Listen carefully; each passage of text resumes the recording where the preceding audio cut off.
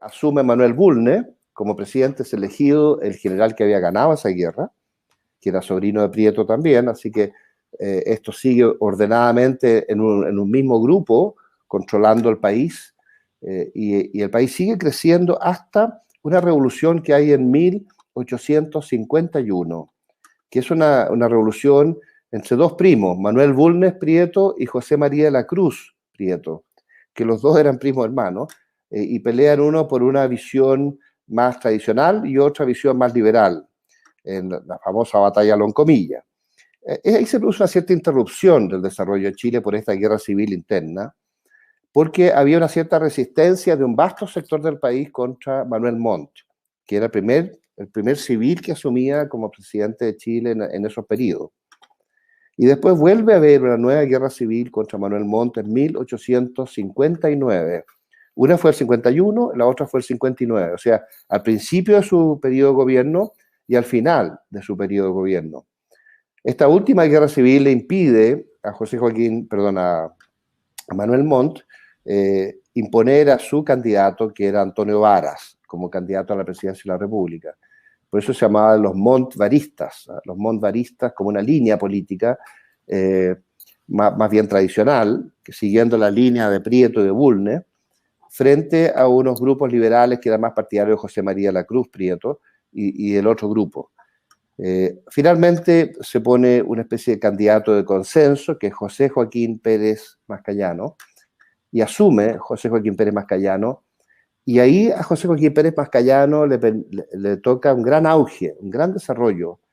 porque hay un cierto consenso entre los bandos que antes estaban en disputa, y eso permite un gran desarrollo del país, excepto algunas curiosidades que se producen en el gobierno de José Joaquín Pérez Mascayano. No sé si me estoy alargando mucho, pero... Está bien, ¿no? Está perfecto, porque vamos siguiendo el hilo.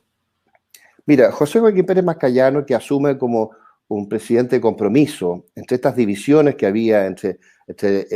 las tropas de José María de la Cruz, por un lado, y Manuel Bulnes, por otro lado, sus primos, y después las disputas que hay en la última etapa del gobierno de Montt, cuando él trata de imponer a Antonio Vara, y es resistido todo esto por el otro grupo.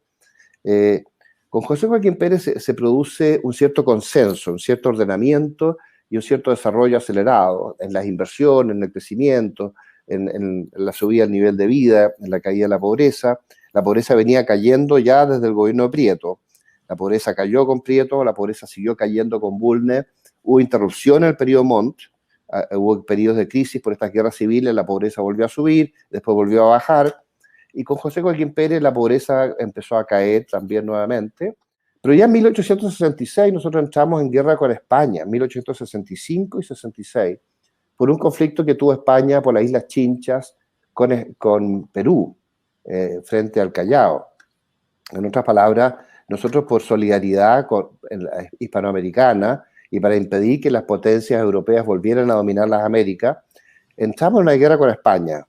que si bien al final conseguimos que España se retirara y nosotros aparentemente ganamos esa guerra, en la práctica nos dañó mucho porque había un gran comercio que se había estado desarrollando en todo el Pacífico, con una marina mercante chilena enorme,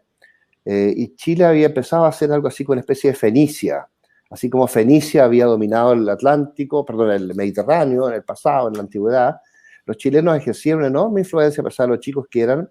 en toda la América hispánica, incluso llegábamos a California, y con nuestro comercio, y a China y a Japón y a Australia, en fin, exportábamos trigo a Australia, y había mucho intercambio con China y con Japón, tan temprano como en esa época. Esos buques mercantes, esa red de buques mercantes con bandera chilena se pierde porque los empresarios, para evitar ser capturados por los españoles que tenían una dominación en el Pacífico hasta las Filipinas, las Islas Marianas, las Islas Carolinas, tenían muchas bases en el Pacífico, todavía los españoles, como herencia del antiguo imperio, hizo que nosotros, al cambiar la bandera de muchos de nuestros buques, perdiéramos el control económico sobre ellos y fuera un gran retroceso económico esta guerra con España, en lo comercial, en el Pacífico. Pero a pesar de eso, nosotros ganamos la guerra con España y seguimos avanzando. Nos dimos cuenta que hubiera sido muy necesario tener blindados para enfrentar a España o cualquier potencia europea que nos amenace, y por eso se compraron el Cochrane, el Blanco y otras corbetas más menores en Europa, todas nuevas, entre el año 1872, 73, 74, 75,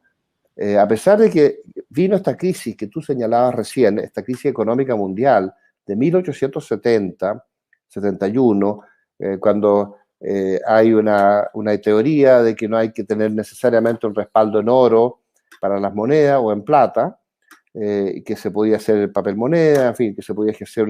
una forma económica distinta. Y eso afectó los mercados, afectó la credibilidad de los mercados, produjo una crisis económica mundial que también afectó enormemente a Chile.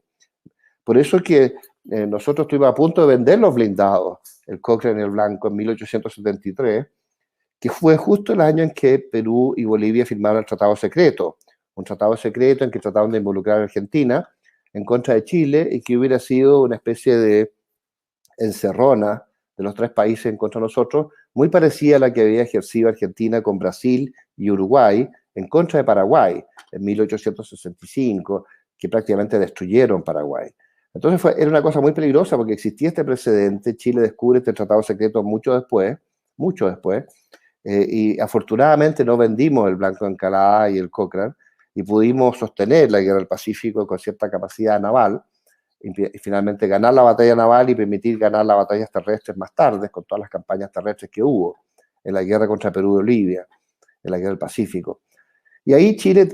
adquiere una gran riqueza que le permite un gran crecimiento económico después de la guerra del Pacífico, y eso hace que se convierta en un país muy rico, muy próspero, que se traduce, no sé, en trenes, en puentes, en infraestructura educacional, y en un programa que José Manuel Balmaceda más tarde plantea como la posibilidad de recuperar la Patagonia, que la habíamos perdido en una negociación en 1881 en plena guerra contra Perú. Pero eso no se puede hacer porque viene la revolución de 1891. Y ahí tenemos, junto con estas revoluciones anteriores, otra revolución interna chilena que nos afecta brutalmente y que nos hace retroceder económicamente durante ese par de años, el año de la guerra y el año siguiente, hasta que con las amnistías los chilenos se abuenan de ambos bandos y el país recupera la confianza y el desarrollo económico. Y el país sigue creciendo, a pesar de que el parlamentarismo produjo bastante desorden en lo político. Sin embargo, el país nunca dejó de crecer en el periodo parlamentario y siguió creciendo en 1890 hasta el 1900, 1910, 1914,